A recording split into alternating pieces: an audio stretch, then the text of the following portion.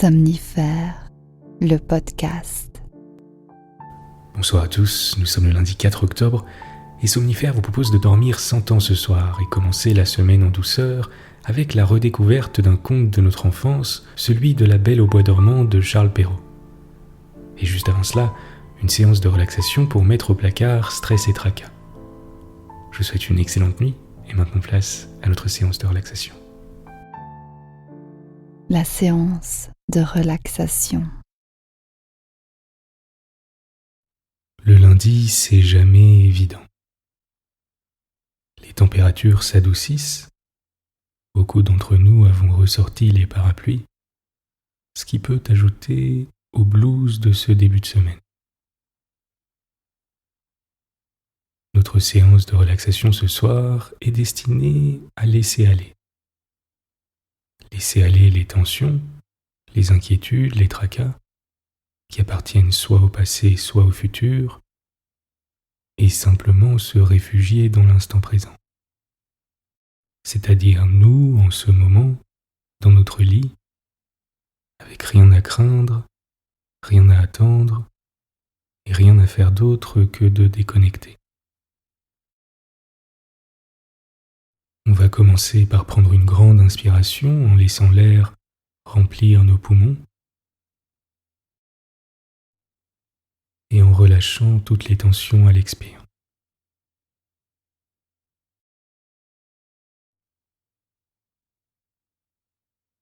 Une deuxième fois, en gonflant le ventre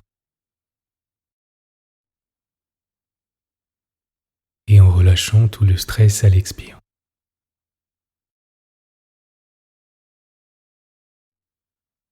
Si ce n'est déjà fait, adoptez une position confortable, mettez-vous à l'aise et laissez tout le reste de côté.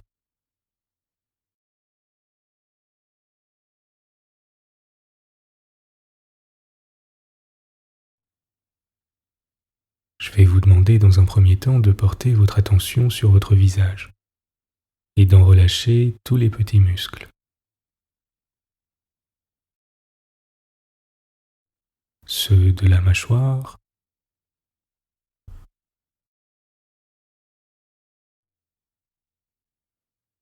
ceux du front,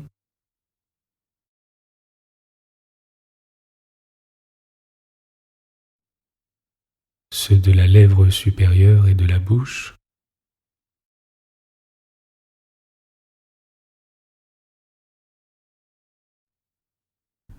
l'espace entre vos deux sourcils,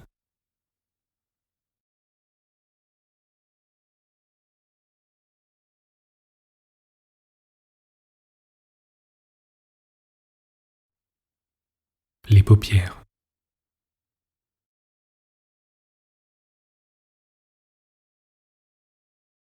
Assurez-vous que votre visage soit entièrement relâché.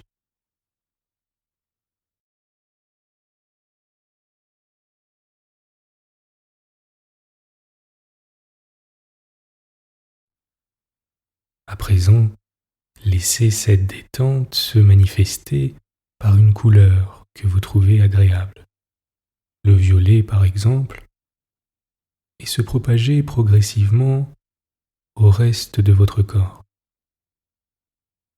en commençant par la nuque, le cou et les épaules,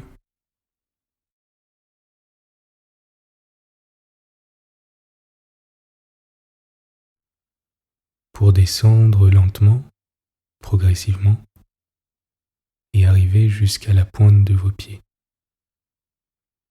Je vous laisse quelques instants pour laisser cette détente se propager et porter simplement votre attention sur votre corps.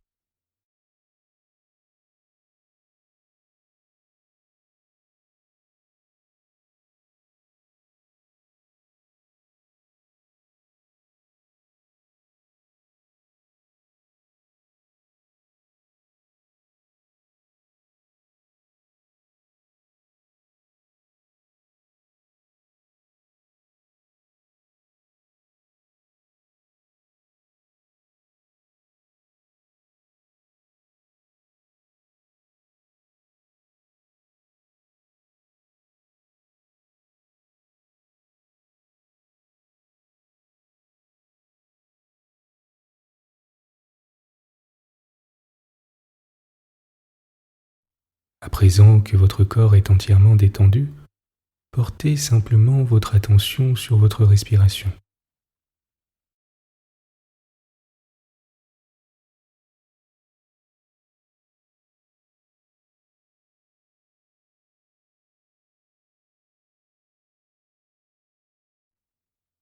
En observant simplement la manière dont votre corps inspire et expire.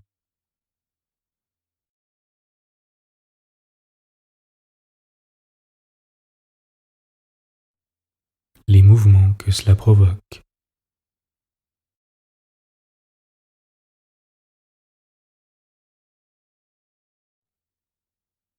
Les variations de température à l'inspire et à l'expire.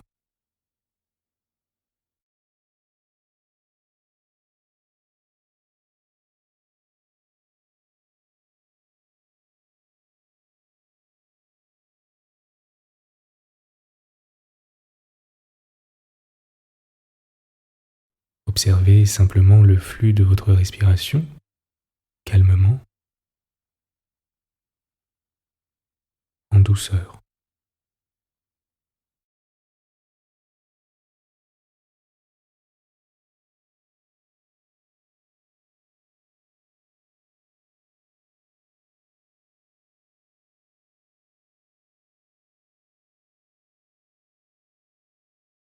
Observez les appuis de votre corps avec le matelas et appréciez le fait d'être simplement là, dans le calme, en paix.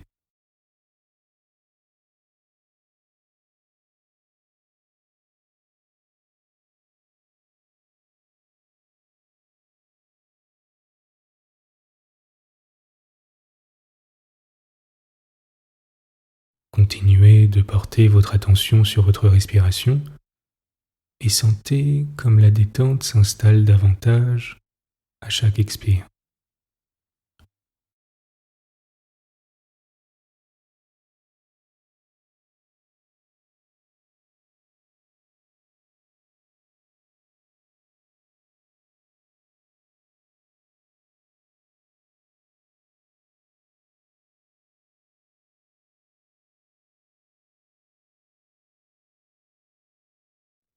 Vous êtes calme et détendu.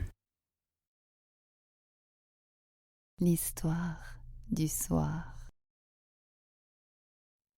Charles Perrault, La Belle au bois dormant.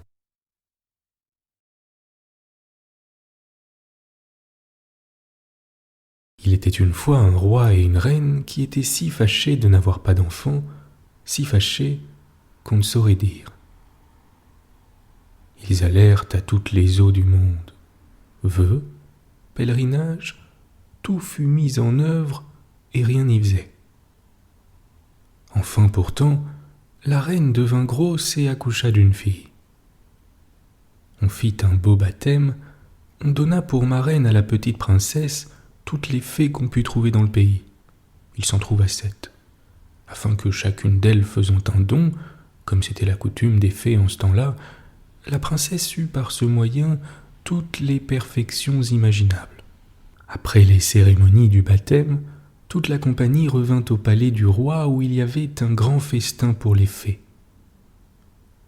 On mit devant chacune d'elles un couvert magnifique, avec un étui d'or massif où il y avait une cuillère, une fourchette et un couteau en or garni de diamants et de rubis.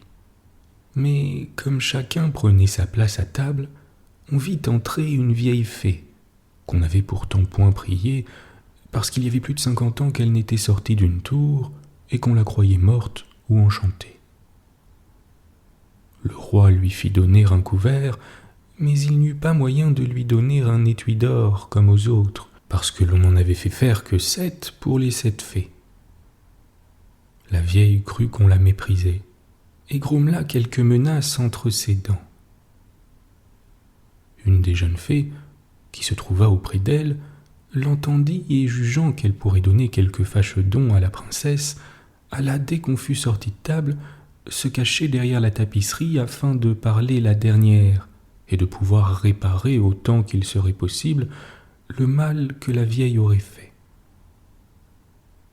Cependant, les fées commencèrent à faire leurs dons à la princesse. La plus jeune lui donna pour don qu'elle serait la plus belle personne du monde. Celle d'après, qu'elle aurait de l'esprit comme un ange. La troisième, qu'elle aurait une grâce admirable à tout ce qu'elle ferait.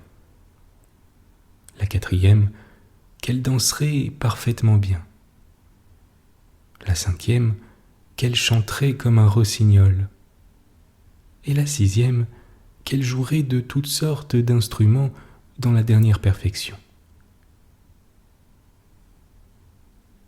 Le rang de la vieille fée étant venu, elle dit en branlant la tête avec plus de dépit que de vieillesse que la princesse se percerait la main d'un fuseau et qu'elle en mourrait. Ce terrible don fit frémir toute la compagnie, et il n'y eut personne qui ne pleura. Dans ce moment, la jeune fée sortit de derrière la tapisserie et dit tout haut ces paroles. « Rassurez-vous, roi et reine, votre fille n'en mourra point. Il est vrai que je n'ai pas assez de puissance pour défaire entièrement ce que mon ancienne a fait.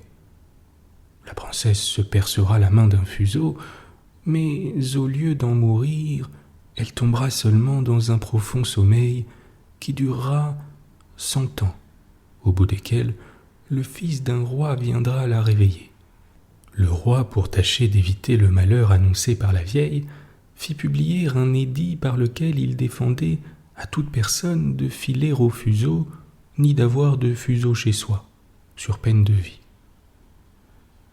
Au bout de 15 ou 16 ans, le roi et la reine étant allés à une de leurs maisons de plaisance, il arriva que la jeune princesse, courant un jour dans le château et montant de chambre en chambre, alla jusqu'en haut d'un donjon, dans un petit galetas où une bonne vieille était à filer sa quenouille. Cette bonne femme n'avait point ouï parler des défenses que le roi avait faites de filer au fuseau. « Que faites-vous là, ma bonne femme ?» dit la princesse. « Je file, ma belle enfant, » lui répondit la vieille qui ne la connaissait pas. « Ah, que cela est joli !» reprit la princesse. « Comment faites-vous ? Donnez-moi que je vois si j'en ferai bien autant. » Elle n'eut pas plutôt pris le fuseau que, comme elle était fort vive, un peu étourdie, et que d'ailleurs l'arrêt des fées l'ordonnait ainsi, elle s'en perça la main et tomba évanouie. La bonne vieille, bien embarrassée, crie au secours. On vient de tous les côtés, on jette de l'eau au visage de la princesse, on la délace, on lui frappe dans les mains, on lui frotte les tempes avec de l'eau de la reine de Hongrie. Mais rien ne la faisait revenir. Alors le roi, qui était monté au bruit, se souvint de la prédiction des fées, et jugeant bien qu'il fallait que cela arrivât, puisque les fées l'avaient dit, fit mettre la princesse dans un bel appartement du palais, sur un lit en broderie d'or et d'argent. On eût dit un ange tant elle était belle, car son évanouissement n'avait point ôté les couleurs vives de son teint. Ses joues étaient incarnates et ses lèvres comme du corail. Elle avait seulement les yeux fermés, mais on l'entendait respirer tout doucement, ce qui faisait voir qu'elle n'était pas morte. Le roi ordonna qu'on la laissât dormir en repos jusqu'à ce que son heure de se réveiller fût venue. La bonne fée qui lui avait sauvé la vie en la condamnant à dormir 100 ans était dans le royaume de Mataquin, à 12 000 lieues de là, lorsque l'accident arriva à la princesse. Mais elle en fut avertie en un instant par un petit nain qui avait des bottes de 7 lieues. C'étaient des bottes avec lesquelles on faisait 7 lieues d'une seule enjambée. La fée partit aussitôt, et on la vit au bout d'une heure arriver dans un chariot tout de feu, traîné par des dragons. Le roi alla lui présenter la main à la descente du chariot. Elle approuva tout ce qu'il avait fait, mais comme elle était grandement prévoyante, elle pensa que quand la princesse viendrait à se réveiller, elle serait bien embarrassée toute seule dans ce grand château. Voici ce qu'elle fit. Elle toucha de sa baguette tout ce qui était dans ce château. Or le roi et la reine, gouvernante, fille d'honneur, femme de chambre, gentilhomme, officier, maître d'hôtel, cuisinier, marmiton, galopin, garde, suisse, page, valet de pied.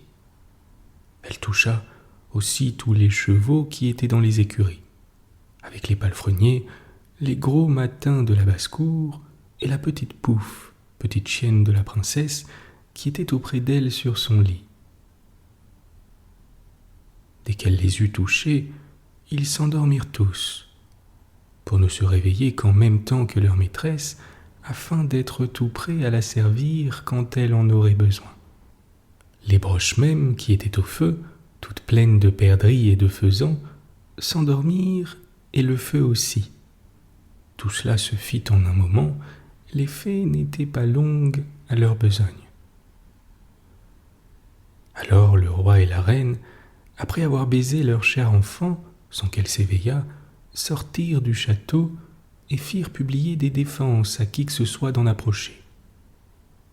Ces défenses n'étaient pas nécessaires, car il poussa dans un quart d'heure tout autour du parc une si grande quantité de grands arbres et de petits, de ronces et d'épines entrelacées les unes dans les autres, que bête ni homme n'y aurait pu passer, en sorte qu'on ne voyait plus que le haut des tours du château, encore n'était-ce que de bien loin. On ne douta point que la fée n'eût encore fait là un tour de son métier, afin que la princesse, pendant qu'elle dormirait, n'eût rien à craindre des curieux. Au bout de 100 ans, le fils du roi qui régnait alors et qui était d'une autre famille que la princesse endormie, étant allé à la chasse de ce côté-là, demanda ce que c'était que des tours qu'il voyait au-dessus d'un grand bois fort épais. Chacun lui répondit selon qu'il en avait ouï parler. Les uns disaient que c'était un vieux château où il revenait des esprits, les autres que tous les sorciers de la contrée faisaient leur sabbat. La plus commune opinion était qu'un ogre y demeurait, et que là, il emportait tous les enfants qu'il pouvait attraper, pour les pouvoir manger à son aise et sans qu'on le pût suivre, ayant seul le pouvoir de se faire un passage au travers du bois. Le prince ne savait qu'en croire, lorsqu'un vieux paysan prit la parole et lui dit : « Mon prince, il y a plus de 50 ans que j'ai ouï dire à mon père qu'il y avait dans ce château une princesse, la plus belle du monde, qu'elle y devait dormir 100 ans et qu'elle serait réveillée par le fils d'un roi à qui elle était réservée. » Le jeune prince, à ce discours, se sentit tout de feu. Il crut, sans balancer, qu'il mettrait fin à une si belle aventure, et poussé par l'amour et par la gloire, il résolut de voir sur-le-champ ce qu'il en était. À peine s'avança-t-il vers le bois que tous ces grands arbres, ces ronces et ces épines, s'écartèrent d'eux-mêmes pour le laisser passer. Il marche vers le château qu'il voyait au bout d'une grande avenue où il entra. Et ce qu'il surprit un peu, il vit que personne de ces gens ne l'avait pu suivre, parce que les arbres s'étaient rapprochés dès qu'il avait été passé. Il ne laissa pas de continuer son chemin. Un prince jeune et amoureux est toujours vaillant. Il entra dans une grande avant-cour où tout ce qu'il vit d'abord était capable de le glacer de crainte. C'était un silence affreux, l'image de la mort s'y présentait partout. Ce n'étaient que des corps étendus d'hommes et d'animaux qui paraissaient morts. Il reconnut pourtant bien au nez bourgeonné et à la face vermeille des Suisses qu'ils n'étaient qu'endormis, et leur tasse, où il y avait encore quelques gouttes de vin, montrait assez qu'ils s'étaient endormis en buvant. Il passe une grande cour pavée de marbre, il monte l'escalier, il entre dans la salle des gardes qui était rangée en haie, la carabine sur l'épaule et ronflant de leur mieux. Il traverse plusieurs chambres pleines de gentilshommes et de dames, dormant tous, les uns debout, les autres assis.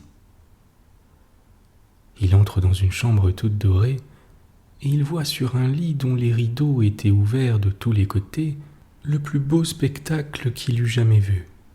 Une princesse qui paraissait avoir 15 ou 16 ans et dont l'éclat resplendissant avait quelque chose de lumineux et de divin. Il s'approcha en tremblant et en admirant et se mit à genoux auprès d'elle. Alors, comme la fin de l'enchantement était venue, la princesse s'éveilla et le regardant avec des yeux plus tendres qu'une première vue ne semblait le permettre. « Est-ce vous, mon prince ?» lui dit-elle.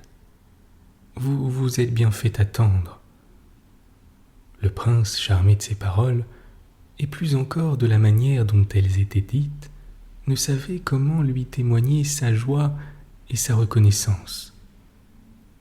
Il l'assura qu'il l'aimait plus que lui-même. Ses discours furent mal rangés, ils en plurent davantage, peu d'éloquence, beaucoup d'amour. Il était plus embarrassé qu'elle, et l'on ne doit pas s'en étonner, elle avait eu le temps de songer à ce qu'elle aurait à lui dire, car il y a apparence, l'histoire n'en dit pourtant rien, que la bonne fée, pendant un si long sommeil, lui avait procuré le plaisir des songes agréables. Enfin, il y avait 4 heures qu'ils se parlaient et ils ne s'étaient pas dit la moitié des choses qu'ils avaient à se dire. Cependant, tout le palais s'était réveillé avec la princesse. Chacun songeait à faire sa charge et comme ils n'étaient pas tous amoureux, ils mouraient de faim. La dame d'honneur, pressée comme les autres, s'impatienta et dit tout haut à la princesse que la viande était servie. Le prince aida la princesse à se relever. Elle était tout habillée, fort magnifiquement, mais il se garda bien de lui dire qu'elle était habillée comme ma grand-mère et qu'elle avait un collet monté. Elle n'en était pas moins belle. Ils passèrent dans un salon de miroirs et y soupèrent servis par les officiers de la princesse. Les violons et les hautbois jouèrent de vieilles pièces, mais excellentes, quoiqu'il y eût près de 100 ans qu'on ne les joua plus. Et après souper, sans perdre de temps, le grand aumônier les maria dans la chapelle du château, et la dame d'honneur leur tira le rideau. Ils dormirent peu. La princesse n'en avait pas grand besoin, et le prince la quitta dès le matin pour retourner à la ville où son père devait être en peine de lui. Le prince lui dit qu'en chassant, il s'était perdu dans la forêt et qu'il avait couché dans la hutte d'un charbonnier qui lui avait fait manger du pain noir et du fromage. Le roi, son père, qui était bonhomme, le crut. Mais sa mère n'en fut pas bien persuadée, et voyant qu'il allait presque tous les jours à la chasse et qu'il avait toujours une raison en main pour s'excuser quand il avait couché 2 ou 3 nuits dehors, elle ne douta plus qu'il n'eût quelque amourette. Car il vécut avec la princesse plus de 2 ans entiers et en eut 2 enfants, dont le premier, qui fut une fille, fut nommé l'Aurore, et le second un fils qu'on nomma le Jour, parce qu'il paraissait encore plus beau que sa sœur. La reine dit plusieurs fois à son fils, pour le faire expliquer, qu'il fallait se contenter dans la vie, mais il n'osa jamais se lier à elle de son secret. Il la craignait, quoiqu'il l'aimât, car elle était de race ogresse et le roi ne l'avait épousée qu'à cause de ses grands biens. On disait même tout bas à la cour qu'elle avait les inclinations des ogres et qu'en voyant passer de petits enfants, elle avait toutes les peines du monde à se retenir de se jeter sur eux. Ainsi, le prince ne voulut jamais rien dire. Mais quand le roi fut mort, ce qui arriva au bout de 2 ans, et qu'il se vit le maître, il déclara publiquement son mariage, et alla en grande cérémonie quérir la reine sa femme dans son château. On lui fit une entrée magnifique dans la ville capitale, où elle entra au milieu de ses 2 enfants. Quelque temps après, le roi alla faire la guerre à l'empereur Cantalabute, son voisin. Il laissa la régence du royaume à la reine sa mère et lui recommanda fort sa femme et ses enfants. Il devait être à la guerre tout l'été, et dès qu'il fut parti, la reine mère envoya sa bru et ses enfants à une maison de campagne dans les bois, pour pouvoir plus aisément assouvir son horrible envie. Elle y alla quelques jours après et dit un soir à son maître d'hôtel : « Je veux manger demain à mon dîner la petite Aurore. »« Oh, madame, dit le maître d'hôtel. « Je le veux, dit la reine, et elle le dit d'un ton d'ogresse qui a envie de manger de la chair fraîche. Et je la veux manger à la sauce Robert. » Ce pauvre homme, voyant bien qu'il ne fallait pas se jouer à une ogresse, prit son grand couteau et monta à la chambre de la petite Aurore. Elle avait pour lors 4 ans et vint en sautant et en riant se jeter à son col et lui demander des bonbons. Il se mit à pleurer, le couteau lui tomba des mains et il alla dans la basse-cour souper la gorge à un petit agneau, et lui lit une si bonne sauce que sa maîtresse l'assura qu'elle n'avait jamais rien mangé de si bon. Il avait emporté en même temps la petite Aurore et l'avait donnée à sa femme pour la cacher dans le logement qu'elle avait au fond de la basse-cour. 8 jours après, la méchante reine dit à son maître d'hôtel : « Je veux manger à mon souper le petit jour. » Il ne répliqua pas, résolu de la tromper comme l'autre fois. Il alla chercher le petit jour et le trouva un petit fleuret à la main dont il faisait des armes avec un gros singe. Il n'avait pourtant que 3 ans. Il le porta à sa femme, qui le cacha avec la petite Aurore, et donna à la place du petit jour un petit chevreau fort tendre que l'ogresse trouva admirablement bon. Cela était fort bien allé jusque-là, mais un soir, cette méchante reine dit au maître d'hôtel : « Je veux manger la reine à la même sauce que ses enfants. » Ce fut alors que le pauvre maître d'hôtel désespéra de la pouvoir encore tromper. La jeune reine avait 20 ans passés, sans compter les 100 ans qu'elle avait dormi. Sa peau était un peu dure, quoique belle et blanche, et le moyen de trouver dans la ménagerie une bête aussi dure que cela. Il prit la résolution, pour sauver sa vie, de couper la gorge à la reine, et monta dans sa chambre dans l'intention de n'en pas faire à 2 fois. Il s'excitait à la fureur et entra le poignard à la main dans la chambre de la jeune reine. Il ne voulut pourtant point la surprendre, et il lui dit avec beaucoup de respect l'ordre qu'il avait reçu de la reine-mère. « Faites votre devoir, lui dit-elle, en lui tendant le col. Exécutez l'ordre qu'on vous a donné. J'irai revoir mes enfants, mes pauvres enfants que j'ai tant aimés. » Elle les croyait morts depuis qu'on les avait enlevés sans lui rien dire. « Non, non, madame, » lui répondit le pauvre maître d'hôtel tout attendri. « Vous ne mourrez point, et vous ne laisserez pas d'aller revoir vos chers enfants. Mais ce sera chez moi où je les ai cachés, et je tromperai encore la reine en lui faisant manger une jeune biche en votre place. » Il l'amena aussitôt à sa chambre, où la laissant embrasser ses enfants et pleurer avec eux, il alla accommoder une biche, que la reine mangea à son souper, avec le même appétit que si c'eût été la reine. Elle était bien contente de sa cruauté, et elle se préparait à dire au roi à son retour que les loups enragés avaient mangé la reine, sa femme et ses 2 enfants. Un soir qu'elle rôdait à son ordinaire dans les cours et basses-cours du château pour y flairer quelques viandes fraîches, elle entendit dans une salle basse le petit jour qui pleurait, parce que la reine sa mère le voulait faire gronder à cause qu'il avait été méchant. Et elle entendit aussi la petite Aurore qui demandait pardon pour son frère.